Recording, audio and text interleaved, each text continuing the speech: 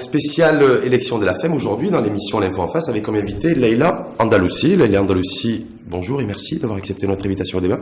Bonjour Rachid, merci à vous de m'avoir invité à votre émission. Je rappelle que vous êtes candidate à la présidence de la FEM, un scrutin qui est prévu, l'organisation le mardi prochain, le 5 juin. Inch'Allah, le 5 juin. Et vous êtes venue seule? Oui, je suis venue seule parce que je ne m'écarte pas de mes valeurs et je joue le jeu. C'est-à-dire je respecte les statuts. Les statuts de notre association. Leïla Andalouci qui est venue seule parce que votre je n'ai pas de cholestère, concurrent... je n'ai pas de binôme. Je n'ai pas de binôme. Dans les statuts de notre association, il est prévu qu'il y ait une seule candidature, celle des candidates qui sont validées par le Conseil. Alors, la candidate à la présidence, par la suite, une fois élue, désigne sa vice-présidente et son bureau.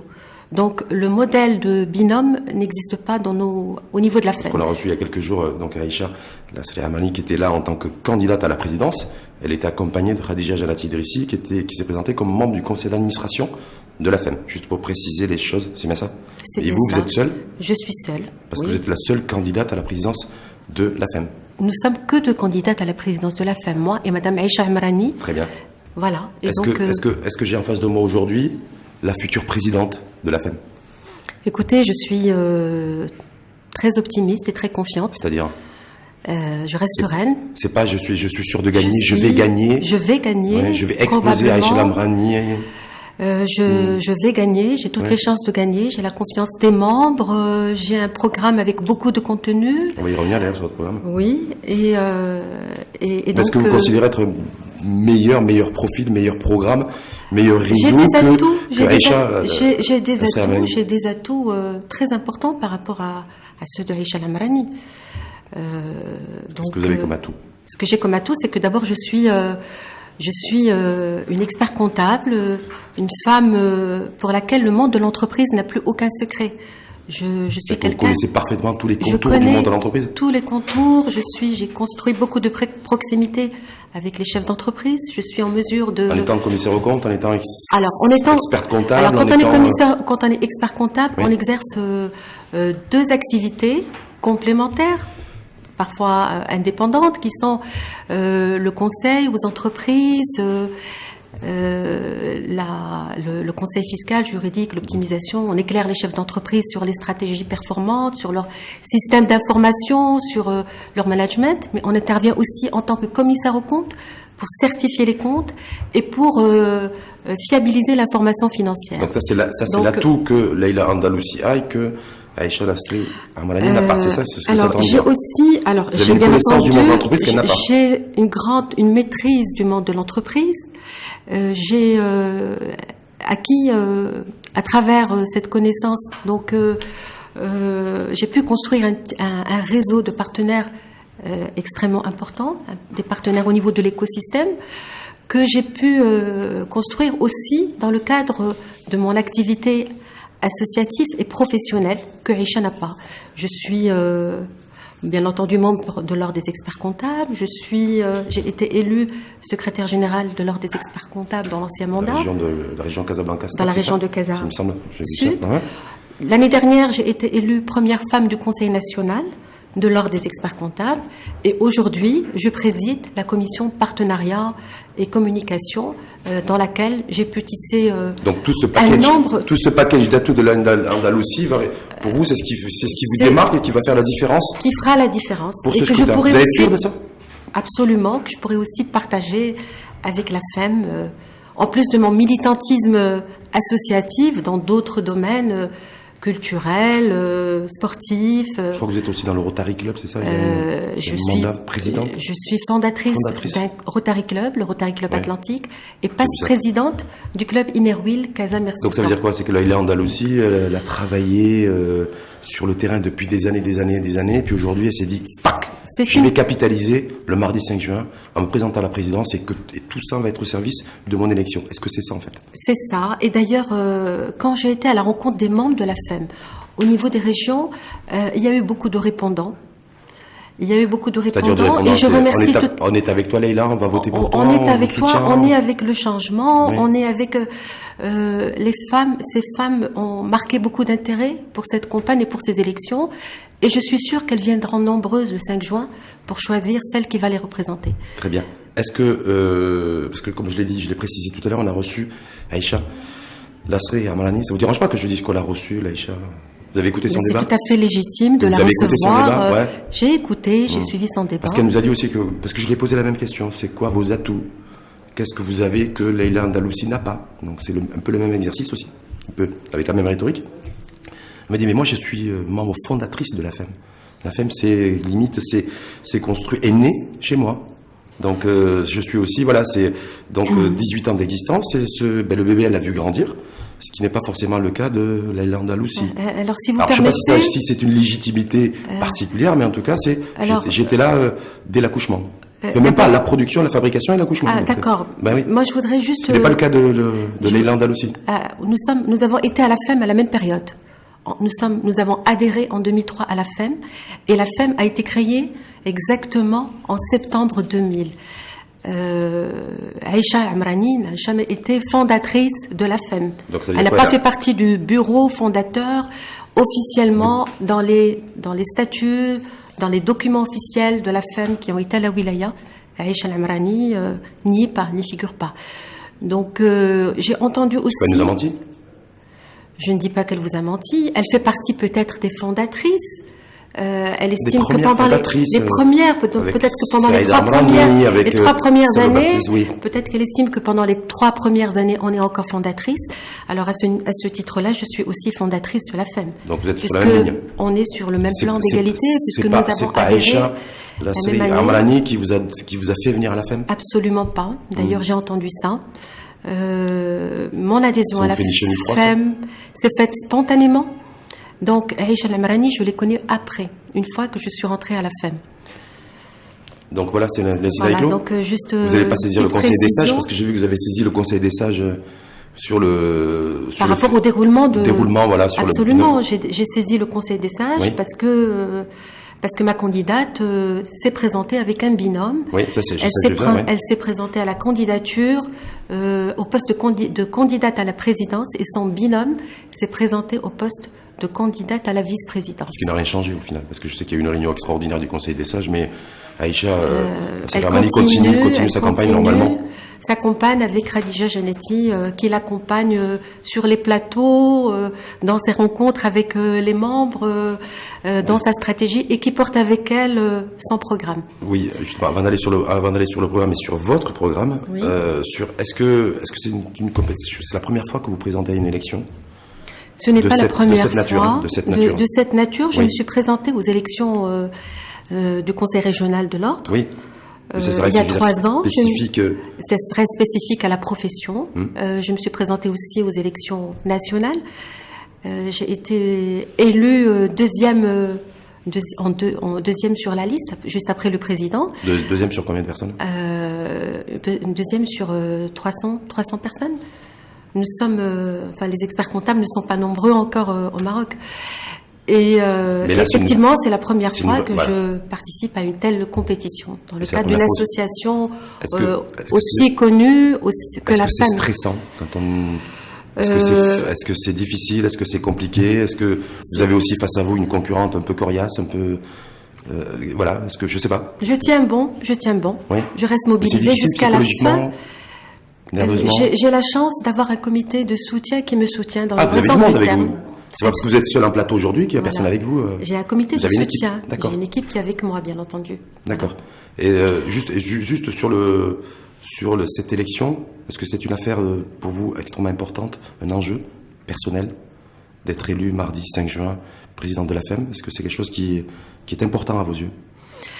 C'est quelque chose qui est important à mes yeux parce que je sens que la FEM a besoin de moi en tant que présidente. De vous? A besoin de mes compétences, de mon savoir-faire, de mon expertise, de mon expérience. Et je pense que j'ai un potentiel à lui apporter. Vous pensez, vous êtes sûre? Je suis sûre de ce potentiel. Je pense, ce qui est plus rassurant, je suis sûre de ce potentiel, je suis sûre de ce que je vais apporter à la FEM. et je suis sûre de tout ce que je vais. Je vous dis ça parce qu'on a reçu il y a quelques jours et quelques semaines les 2 candidats aussi à la présidence de la CGM cette fois-ci, à savoir Saladin Mzouar et Hakim Arakchi. Ils étaient tous les deux aussi sûrs de gagner, mais il n'y a eu qu'un gagnant. Mais il y a toujours un gagnant, de toutes les manières. Il y aura un gagnant et un perdant. Voilà. Est-ce que vous avez envisagé aussi de perdre? J'ai envisagé de perdre. Tout est possible. Oui. Absolument. J'ai envisagé de perdre. Et je reste globalement confiante et sereine. Optimiste. Par rapport, et très optimiste. Donc vous ambitionnez par rapport au verdict de cette élection. Vous ambitionnez un scénario tout à fait normal. Saladin Mzouar? À la Saladin Mzouar. Vous avez vu qu'il a désintégré Hakim Arakchi, que j'ai désintégré dans les urnes. Hein. Oui. Voilà. Il était sûr, il était là, il était à votre place. Il était à ma place. Oui, il était à votre place. Mais bon, Hakim Arakchi était aussi à votre place. Hein. D'accord. Mais en tout cas, est-ce que Leïla Andalousi aujourd'hui rêve ou ambitionne, pas rêve, mais je pense que vous avez d'autres rêves, n'est-ce pas? Tout à fait. J'ai d'autres rêves professionnels aussi. Mais en tout cas, est-ce que vous ambitionnez d'un destin, la Saladin Mzouar, avec une victoire écrasante mardi prochain? Écoutez, je l'ambitionne pas vraiment. J'ambitionne de passer, d'être présidente. Mon objectif, ce n'est pas d'écraser mon adversaire, ni ma candidate. La deuxième candidate. Donc, c'est de gagner, même si ça se joue à 2-3 voix, ça vous dira? Celle de gagner, ouais. Non, il y a une différence entre se jouer à 2 ou 3 fois, par rapport au plébiscite qui a porté Mzouar aujourd'hui à la CGM. Vous l'avez soutenu, donc, non? Oui, je l'ai soutenu. Je l'ai soutenu. Vous dites pas je l'ai soutenu parce que maintenant qu'il a gagné. Vous l'avez soutenu dès le départ. Je l'ai soutenu dès le départ parce que je me voyais plus dans son programme que dans celui de Marakchi. Pourquoi? C'était quoi la différence pour vous? Qu'est-ce qui a fait la différence entre les deux? Écoutez, pour donner, éventuellement alimenter celles et ceux qui vous écoutent pour se dire voilà, je vais aussi. Qu'est-ce qui démarque les deux candidates? Qu'est-ce qui faisait la différence entre les deux? Alors, Marakchi, lui, il était plus dans le. Donc, il voulait libérer l'entreprise et notamment les PME. Et donner une impulsion à la TPE principalement en essayant de créer le Small Business Act. Tout à fait. Notamment en leur permettant de tirer le meilleur de la commande publique. Tout à fait, d'avoir une partie réservée de la commande publique pour les TPE, les start-up. Il avait également pour ambition de renforcer le partenariat des entreprises marocaines à l'export et notamment en Afrique. Par contre, Mzouar, son programme me parlait beaucoup plus. Il était axé sur la fiscalité. Il voulait que la PME soit plus compétitive. Il voulait libérer l'investissement, par exemple de la TVA. Il mettre en place aussi un fonds une trésorerie. Une trésorerie donc il voulait permettre aux entreprises d'accéder beaucoup plus facilement au financement. Il voulait aussi réactiver tous les fonds de garantie qui existent aujourd'hui. Et ça, c'est aussi quelque chose que j'ai prévu au niveau de mon plan d'action, dans mon plan stratégique. J'ai vu effectivement que ce soit la fiscalité ou des solutions financières innovantes, j'ai vu aussi un petit peu ça. Tout à fait. Donc en fait, voilà. Et puis, maintenant, à partir de là, bien entendu, je suis contente que Mzouar ait été élu et je suis certaine qu'avec Mzouar, nous allons travailler en concertation. Déjà, vous êtes un petit peu obligé si vous êtes élu, parce que je crois savoir que la FEM fait membre de la CGM, c'est ça? La CGM fait partie du conseil d'administration de la CGM. Et elle est donc fait partie intégrante de la CGM par rapport à elle porte avec elle. Elle est censée porter, elle doit porter avec elle sa vision, son plan d'action, etc. Justement, plan d'action, programme, c'est une belle transition pour moi. On va parler de votre programme. Donc l'intitulé de votre programme, mon expertise au service de la FEM. En fait, ça, c'est mon slogan. Oui, c'est le slogan de campagne. C'est le slogan de campagne. Le slogan de campagne de l'équipe, ou en tout cas d'Aïcha Lasri Moulani, c'est réinventer la FEM, c'est ça? Absolument. Et vous, c'est mettre mon expertise. Moi, c'est mettre mon expertise. Est-ce que c'est pas un excès de confiance que de dire, voilà, moi, ce que je propose, c'est de mettre mon expertise, la mienne, c'est de Leïla Andalousi, au service des membres de la FEM. Que j'exerce. Présomptueux, prétentieux ou pas? Parce que pour vous considérez qu'effectivement, ça va en droite ligne avec votre... Ça va tout à fait en droite ligne. Vous savez que j'exerce depuis 20 ans. Ça ne me rajeunit pas. Mais, pourquoi vous dites ça? Mais je suis dans le domaine de l'entreprise qui est mon champ de prédilection par excellence, comme je l'ai dit tout à l'heure, de longues années. À date d'aujourd'hui, j'ai dû conseiller au moins une centaine d'entreprises dans des domaines très divers. C'est quoi, c'est des méga structures que vous avez conseillées ou des structures plus modestes? Alors j'ai commencé mon expérience au sein du cabinet Pricewaterhouse. Et là, je me suis mise au service des grandes structures de pointure, de sociétés internationales, des sociétés nationales de grande portée. Et aujourd'hui, au sein de mon cabinet, je conseille, j'assiste aussi des grandes pointures. Je développe des grandes structures. Vous avez conseillé par exemple Centrale Danone ou pas du tout? Ils ont... Centrale Danone. Parce que je dis ça parce qu'ils font l'actualité. Hein. Pas encore. Oui, effectivement, ils font l'actualité. Ouais. Ils font l'actualité. Vous les avez jamais conseillés, vous les connaissez? Non, pas encore. Non, peut-être que je les conseillerai un jour. Et est-ce que là, ils ont besoin de conseils dans la situation dans laquelle ils sont aujourd'hui? Vous avez vu comme moi la sortie du top management du groupe, de la multinationale, qui dit voilà, on va arrêter d'acheter des quantités de lait, on va réduire de 30% l'achat de lait, on va aussi réduire le nombre de contrats intérim. Dans un premier temps, on verra la step by step, l'étape d'après. Est-ce que là, vous en pensez quoi, vous? Écoutez, j'ai suivi un petit peu cette campagne de boycott, un petit peu parce que j'étais très concentrée sur ma campagne et effectivement, d'abord, je pense que le peuple marocain a exprimé un malaise profond. Donc vous êtes d'accord avec les revendications exprimées par les initiateurs du boycott, ou ceux qui se sont mis dans la roue du boycott? C'est une campagne qui reste inédite et mystérieuse dans l'histoire du Maroc. Donc on ne sait pas quels sont les tenants. Quoi, comment? Alors inédite. On peut poser la question, mais on n'a pas les réponses. S'agit-il d'une campagne? Oui, vous êtes en train de le dire. On pose des questions. S'agit-il d'une campagne contre des personnages politiques? S'agit-il d'une campagne qui s'insurge et qui riposte contre certains faits comme la cherté de la vie, la réduction du coût d'achat, certaines pratiques monopolistiques faites par trois grandes entreprises qui sont aujourd'hui ciblées au niveau de leurs produits? Et moi, je pense qu'il y a les deux. Et je pense qu'on est en train de vivre un malaise socio-économique. Maintenant, effectivement, ce malaise est en train de s'amplifier. Ça se corse avec la sortie dont vous avez parlé tout à l'heure du président du groupe Centrale Danone. Voilà, du groupe Centrale Danone. Et cette sortie selon laquelle les approvisionnements en lait vont s'arrêter auprès des coopératives et des producteurs. Vont être réduits de 30%. Voilà. Sur les 5 régions, ils vont être réduits de façon significative. Et effectivement, un tiers. Effectivement, le groupe aujourd'hui rencontre des difficultés et vont arrêter aussi ces fameux contrats intérimaires dont vous parlez.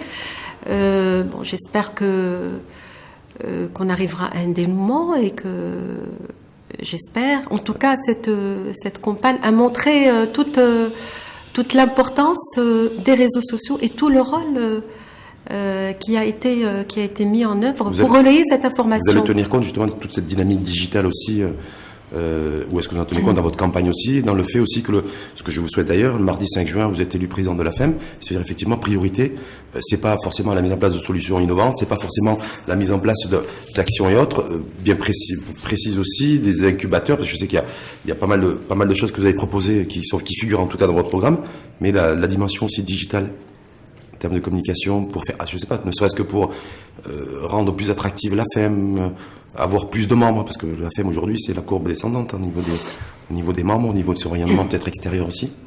Non, parce que vous allez... Là, je suis pas vraiment d'accord avec vous. C'est vrai? Je me trompe, je dis des bêtises? Vous ne dites pas de bêtises, mais j'aimerais juste apporter quelques éclaircissements. La FEM, à mon avis, la FEM, elle a toujours sa notoriété. La FEM aujourd'hui est une association qui est reconnue, une association qui est considérée comme la référence lorsqu'on parle de l'entrepreneuriat féminin et qui est arrivée à fédérer des femmes chefs d'entreprise. La FEM et comme on l'a dit tout à l'heure, elle siège au conseil d'administration de la CGEM, de Maroc PME, elle est également membre du conseil d'administration de la SMEX. Elle a des partenariats stratégiques avec le ministère des Affaires sociales, avec l'OCP, etc.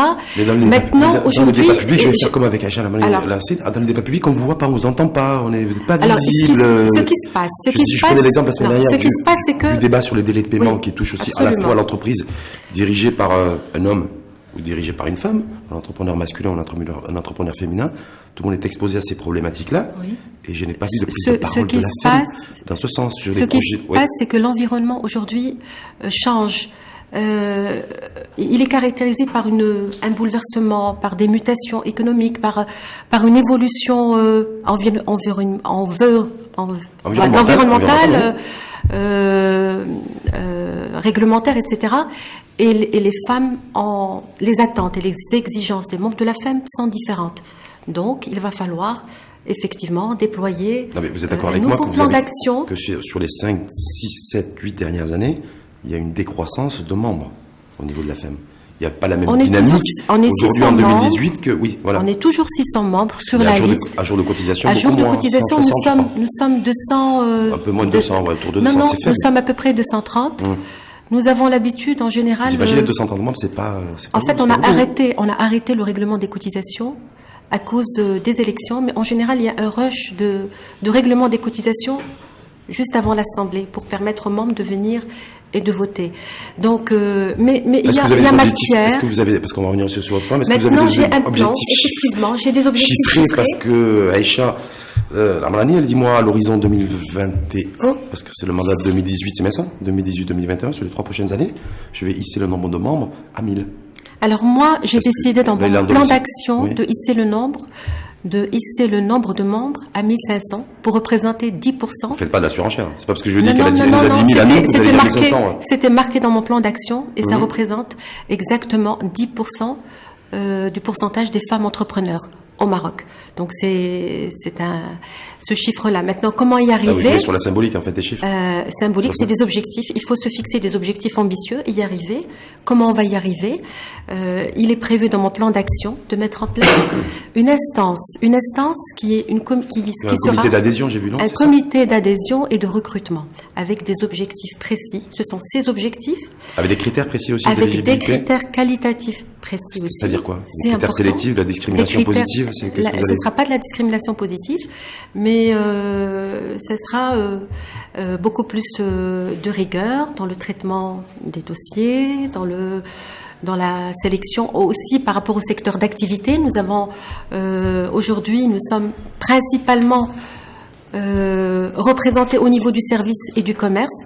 Et on va essayer aussi d'avoir une répartition un peu plus équitable. Vous allez descendre un peu sur le terrain. Aujourd'hui, on va beaucoup descendre. Je crois savoir sur les chiffres que les dernières études, dans ce sens, la dernière étude menée par la FM, ça fait déjà quelques années, ça fait 3 ou 4 ans, c'est que la femme entrepreneur est fortement représentée dans le monde rural. Elle n'est pas dans l'axe Casablanca-Rabat. Donc est-ce que là, il y a une porte ouverte aussi que vous allez adresser, sur laquelle vous allez travailler aussi pour faire participer aussi cette femme qui est au fin fond de nos campagnes, qui soit représentée aussi dans cette conseil d'administration de la FEM. Est-ce que vous allez vous intéresser aussi à cette femme-là? Alors nous allons aller aussi. Rural. Oui, le monde rural. Au-delà d'ouvrir des antennes régionales, parce que je sais que c'est prévu aussi dans votre. Oui. Le monde rural est un réservoir, comprend un potentiel extrêmement important d'entrepreneuriat féminin et d'activités qui pourraient être génératrices de revenus. La dynamique entrepreneuriale féminin, c'est dans le monde rural, on est bien d'accord. Je parle du monde rural, je parle de certaines activités comme le tourisme, comme la transformation de l'artisanat, etc., la transformation de l'agriculture, les produits de la pêche, la valorisation des produits culturels du terroir, de la région, etc. Donc, il y a un potentiel important. Je pense même qu'il y a une stratégie nationale. Qui n'a jamais été explorée par la FEM, non, pas encore. C'est normal, ça? Écoutez, moi, Est-ce que vous trouvez cette situation normale qu'aujourd'hui, en 2018... Peut-être que chaque présidente vient avec son plan d'action, avec ses priorités, avec son programme. Donc, moi, ce que je sais, c'est que c'est un axe de mon programme. Et il va falloir... C'est un axe, mais c'est pas la priorité de votre programme. Quand je dis un axe, ça veut dire que ça fait partie des priorités. Est-ce que c'est la première priorité? Tout est, pour moi, aujourd'hui, tout est important. Je sais que dans la communication, vous avez décliné 6 priorités. C'est important. En fait, tous les axes sont importants et chaque axe va être porté par un pôle et par des commissions. Donc, nous allons essayer de travailler sur tous les axes et de déployer autant d'actions que nécessaire, que possible par rapport à nos objectifs. Le premier frein en matière lié à l'entrepreneuriat féminin, c'est, là je pense que toutes les études s'accordent à le dire, c'est l'accès au financement. Est-ce que là-dessus, moi j'ai travaillé sur votre programme, j'ai lu votre programme, je l'ai pris comme ça, je l'ai pris un peu dans tous les sens, et j'ai trouvé en fait la mise en place de solutions innovantes en matière de financement. Votre concurrente propose, elle, de la mise en place et la création d'un fonds d'investissement. Voilà. Alors, donc, je peux vous dire tout de suite que... Parce que c'est... qu'est-ce qu'il faut saisir? Eux, le fonds d'investissement, c'est pour faire du business en interne au niveau des membres de la FEM. Bon, d'abord, c'est les solutions innovantes. On peut pas créer un fonds d'investissement de par les statuts de la FEM. La FEM est une association reconnue d'utilité publique. Donc nous n'avons ni la possibilité de le faire, ni l'expertise, ni le métier pour le faire. Donc vous imaginez que la FEM commence à gérer des fonds, des participations de... Peut-être pas la FEM directement. C'est pas vous qui avez fait une déclaration il n'y a pas très longtemps en disant que je voudrais moi diriger la FEM comme une entreprise? Absolument. C'est vous qui l'avez fait? Absolument. Donc je ne dis pas de bêtises. Non, tout à fait. L'équipe de Aïcha, Armani Lassé qui veut créer un fonds d'investissement, par contre c'est une bêtise, ils n'ont pas le droit, c'est la loi. Je dis qu'il faudrait d'abord étudier l'opérationnalité et la faisabilité de la chose. Donc faire de la FEM un fonds d'investissement, juridiquement... Créer un fonds d'investissement de la FEM. De la FEM. Oui. Créer un fonds d'investissement, le confier, il faut vraiment... il faut peaufiner ce projet. Donc, le nom de l'annonce, c'est AFEM Invest. AFEM Invest. Ouais, ça, c'est le fonds d'investissement que veut créer votre concurrente.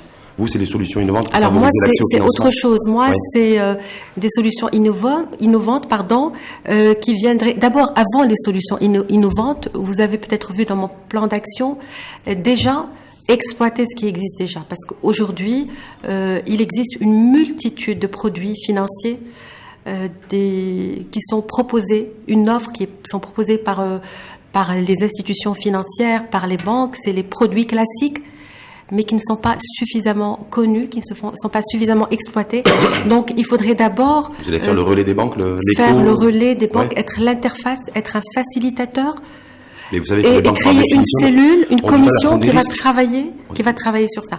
Maintenant, si les banques ne veulent pas prendre de risques, parce qu'il faudrait, mais il y a des garanties, mais il y a des garanties aussi. Les banques ne veulent pas prendre de risques, mais il y a des garanties qui sont adossées à ces risques. Il y a la CCG qui propose des fonds de garantie qui sont importants et qui financent jusqu'à 90%. C'est les produits. Donc les banques devraient normalement, pour une entreprise qui est solvable, une entreprise qui n'a pas de difficultés financières majeures, mais qui rencontre simplement des problèmes de trésorerie, elle devrait être éligible à un produit bancaire qui est garanti par la CCG. Comment vous comptez-vous intervenir là, Andalousie? C'est bien en amont, c'est-à-dire dans la création d'entreprises, le développer, accompagner tout ce qui est auto-entrepreneuriat au féminin.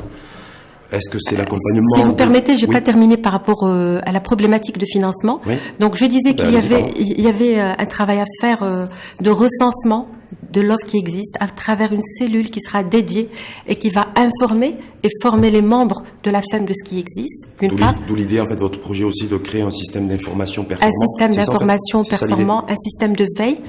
Et le deuxième point, effectivement, aller vers les solutions innovantes. Alors, parmi les solutions innovantes, moi, je parlerai de capital risque, de business angel et de crowdfunding. Je commence par le crowdfunding. Donc, on a une loi aujourd'hui, c'est bon, on peut y aller. Hein. On peut pas y aller encore. Oui, mais enfin, il y a une loi déjà, il y a un cadre juridique. C'est un projet de loi. Ouais. C'est un projet de loi qui a été mis sur le site du secrétariat général du gouvernement pour collecter les avis du public. Donc là, il a été retiré après avoir reçu toutes les doléances. Il va probablement passer chez les parlementaires et notamment lors de la session de l'automne prochaine. Donc, il va bientôt entrer en vigueur. Il va bientôt. Alors, le crowdfunding, c'est quoi? C'est une plateforme. Ce sont des investisseurs qui sont confrontés à des financeurs. Donc, une personne qui a un projet, elle va le mettre sur une plateforme informatique et va rassembler autour de ce projet un réseau de financeurs qu'elle connaît et ils vont pouvoir soumissionner. Géant, en fait, exactement. Oui, collaboratif. Collaboratif. Oui. Et donc, j'en ai discuté avec la fédération du crowdfunding, avec sa vice-présidente, Madame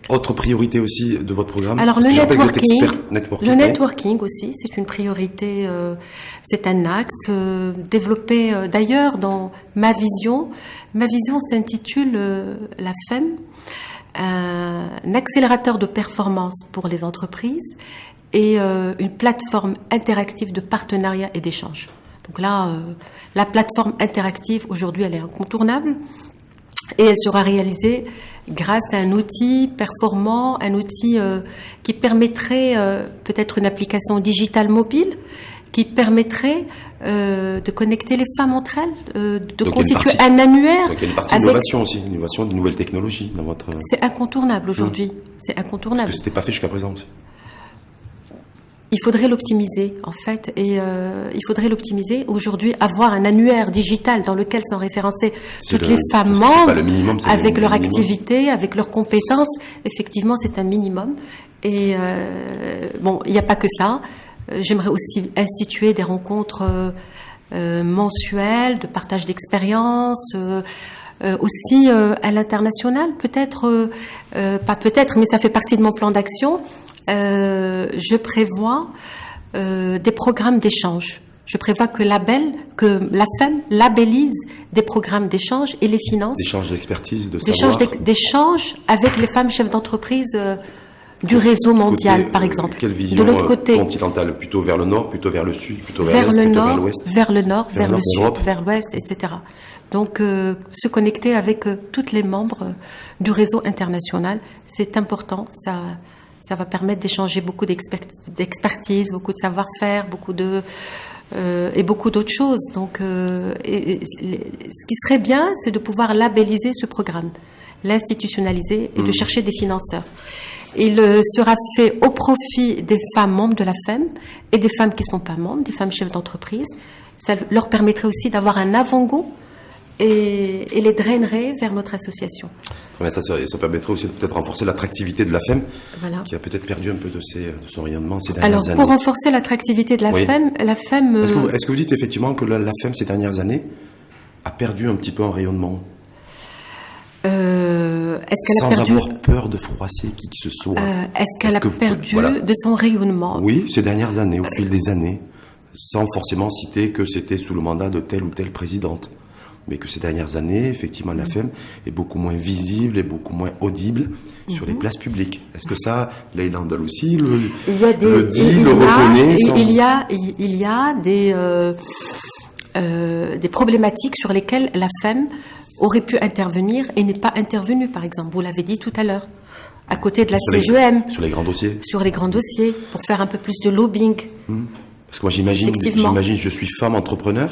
Ce que je ne suis pas, mais si j'étais femme entrepreneur, que effectivement je suis confronté comme les hommes entrepreneurs à des problématiques d'ordre de délai de paiement, d'ordre fiscal aussi, parce que je sais que vous en connaissez un rayon là-dessus, et que j'ai une association de femmes entrepreneurs qui ne s'expriment pas sur ces sujets-là, je me dirais mince, il se passe un truc, c'est pas normal. Oui. C'est ce qui s'est peut-être pas produit. Oui, et dans le premier axe, donc moi je reviens à mes axes d'appui et d'accompagnement des membres, il y a lieu de relever justement tous ces défis qui nous guettent aujourd'hui en tant que femmes chefs d'entreprise, accès à la commande publique, les problèmes d'allongement des délais de paiement, la fiscalité, l'innovation, la représentativité dans certains secteurs clés, comme l'industrie aussi. Et ça, on ne peut le faire qu'à travers plus de lobbying, qu'en étant beaucoup plus présente. Qu'en ayant beaucoup dans plus... les ministères, dans les couloirs des ministères, dans les bureaux de en ayant de la proximité, de l'économie et des finances. En allant voir carrément le ministère de l'Industrie pour demander à ce que l'approche genre soit aussi imprégnée dans cette stratégie d'accélération industrielle pour laquelle des fonds énormes ont été consacrés, pour laquelle il y a des avantages fiscaux extrêmement intéressants. Et donc, il va falloir qu'on se positionne aussi à ce niveau-là. Ce qui n'avait jamais été fait. Et donc là, si en tout cas, ça fait partie, c'est ce que vous souhaitez. En tout cas, ça fait partie de mon programme. Faire du lobbying aussi au niveau de la fiscalité, parce que j'ai des experts comptables, commissaires aux comptes. J'ai vu dans votre programme aussi, là, il faudrait aussi avoir une flexibilité plus ou moins. Enfin, même si beaucoup de choses ont été faites. J'ai déjà fait du lobbying en matière de fiscalité. Oui. Dans l'avant-dernier mandat, j'étais dans le comité exécutif et j'ai créé la commission fiscalité dans laquelle j'avais travaillé avec une équipe sur les propositions de la loi de finances. Et on avait remonté quelques doléances à la CGEM. Ces doléances n'avaient pas été... Nous avions parlé en tant que AFEM. Donc c'était vraiment les doléances des femmes membres de la FEM. Et c'était quoi que vous revendiquiez? Alors qu'est-ce que c'était? Moi, je peux vous... La fiscalité. Alors par rapport à la fiscalité, on avait demandé est-ce que les charges relatives au personnel de domicile puissent être déduites de l'impôt sur le revenu. C'est-à-dire au niveau, puisse être tout ce qui est engagé par une femme qui travaille puisse être déduit de ses impôts. D'accord. Mais pour l'homme aussi ou pas? Est-ce qu'il y a une approche égalité ou pas? On l'avait demandé pour les femmes. Ah, voilà. Donc on reste dans la discrimination. Voilà, on reste positif. C'est la discrimination positive, effectivement. Ouais. J'avais demandé aussi à ce que les incubateurs puissent bénéficier, ces pépinières qui accueillent les porteuses de projets, puissent aussi bénéficier d'avantages fiscaux préférentiels qui permettraient à la FEM et à d'autres associations de réduire leur coût. Ça n'avait pas été... Non, mais on reviendra à la charge pour la loi de finances 2019. Oui, justement, parce que la loi de finances 2019, je rappelle que le scrutin, l'élection va se tenir le mardi 5 juin, c'est-à-dire mardi prochain. Dans la foulée, il y a la Coupe du Monde de foot. Oui. Rappelez-vous, en fait, il y aura vendredi 15, je crois, juin, il y a le Maroc qui joue contre l'Iran. Ça vous fait une belle jambe aussi? Non? Vous serez devant votre téléviseur au Maroc-Iran? Premier match d'ouverture de l'équipe nationale du Maroc. Certainement. Voilà. Certainement. Et après, vont s'enchaîner aussi les premières discussions sur la loi de finances. Projet de loi de finances 2019. Parce que là, si vous êtes élu le 5 juin, vous allez arriver avec... On y sera. Oui. On y sera. On avec y sera dans le débat. Avec quoi? On va y travailler avec un projet, avec des Est-ce que vous allez mettre demandes. Une exonération fiscale à taux zéro pour la création de TPE? Pour la création d'entreprises, oui, il faudrait qu'il y ait... Je sais pas, moi c'est une idée qui me traverse la tête. Je sais pas il y a déjà des exonérations fiscales aujourd'hui pour les créateurs d'entreprises au niveau de l'industrie. Vous savez que une entreprise industrielle nouvellement créée à partir de 2017 bénéficie d'une exonération totale pendant 5 années de l'impôt sur les sociétés. Et donc effectivement, ce serait intéressant de généraliser cette exonération à toutes les entreprises nouvelles créées, quel que soit le domaine d'activité. Nouvellement créées, peut-être qui seraient bien aussi dans l'innovation technologique, parce que l'innovation est en train de nous dépasser. On est en train de l'importer massivement et ça nous coûte de plus en plus cher. Exactement. Donc, il y a déjà des mesures concernant l'innovation, mais on va travailler sur le projet pour booster l'entreprise à travers la fiscalité, qui est un levier important pour améliorer sa compétitivité. Financement et fiscalité. Financement, fiscalité. Il nous reste 2 petites minutes, oui. Andal aussi. Il vous reste 2 petites minutes parce que je rappelle que vous êtes là aussi essentiellement en tant que candidate à la présidence de la FEM. Juste pour dire, voilà, cette élection, on est à 3 jours maintenant, 3-4 jours, c'est ça? C'est mardi prochain, on est jeudi, vendredi, samedi, dimanche, lundi, mardi, 5 jours. 5 jours, c'est pour bientôt. Oui. Vous allez faire quoi pendant 5 jours? Je continue mon combat, je continue à me mobiliser. Voilà, donc espérant et croyant fermement dans le succès, Inch'Allah. Vous allez sillonner le pays, vous allez dans des régions, il y a des demain, je vais à Jdida, je partirai aussi à Oujda. Et voilà, donc à partir de lundi, je rentre au Bercail. Et je me prépare chez vous à Casablanca, mardi, vous allez voter. Il y a combien de votants d'ailleurs? Aujourd'hui, il y a 220 votantes. 220 votantes. C'est-à-dire que pour gagner 220, il faut avoir 100... Il faut avoir la majorité. Voilà, 51%. Ouais. Et là déjà, est-ce que vous avez essayer de voir un petit peu, de se dire, voilà, je vais récolter, je pense avoir ce stock de voix garanti. Voilà, les pronostics sont bons. D'accord. Voilà, je suis confiante. Vous avez un capital voix qui est plus ou moins assuré? Je suis très confiante et sereine. Et je reste optimiste. D'accord. Et sur les mardis, vous allez faire quoi quand vous allez attendre avant d'aller voter? Oui. Vous allez voter, vous allez faire... Je dois voter aussi. Oui. Ah oui, je dois voter, bien sûr. Les candidates à l'élection votent. Je voterai, c'est clair. Je vais faire quoi mardi? Je viendrai avec mon programme, pour lors de l'Assemblée pour éclairer les membres sur mon plan d'action, sur ma vision pour la Vous allez FEM. vous battre jusqu'au dernier moment. Et je vais me battre jusqu'au dernier moment. Très bien, mais en tout cas, l'émission arrive à son terme. Je ne sais pas si vous avez un dernier mot. J'invite. Vous êtes face caméra, oui. La caméra qui est là. Donc, si je m'adresse à toutes les femmes. Je m'adresse à toutes les femmes chefs d'entreprise et je les invite à venir nombreuses et massivement le mardi prochain pour créer encore plus de synergie avec la FEM, pour appuyer ma vision et surtout pour avec moi hisser la FEM et les femmes chefs d'entreprise vers encore plus d'excellence. Donc vous avez besoin d'un maximum de votes pour gagner. Certainement. Mais vous avez pas l'ambition d'écraser Aïcha Lasri. Je ne cherche pas à l'écraser, c'est pas mon objectif. Attention sur les urnes. Oui, j'ai bien simplement compris. de gagner. J'ai bien compris. Je cherche à gagner, Inch'Allah. En tout cas, je vous le souhaite. Merci beaucoup. Je vous dis merci une fois de plus. Merci à vous. Andalousie d'avoir accepté notre invitation au débat et je vous souhaite bonne chance pour mardi prochain, 5 juin, élection à la présidence de l'AFEM, l'Association des femmes chefs d'entreprise du Maroc.